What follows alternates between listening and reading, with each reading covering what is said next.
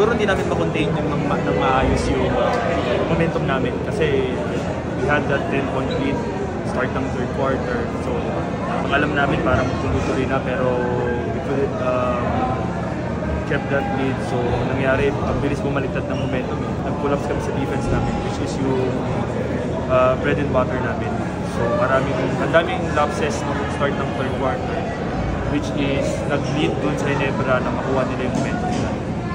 So, wala kaming ibang sasandalan ngayon kundi yung isa't isa eh. Yun lang talaga yung pinaka-the best ngayon. Yung pagkawala ni Jason.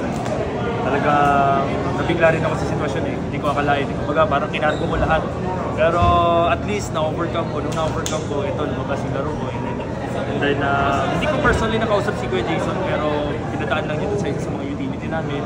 And then nagbigay lang din siya ng advice kung ano dapat kong gawin. So inaral kong mabuti, nanood ako ng games namin. And then doon ko nakita na parang ito yung magandang gawin.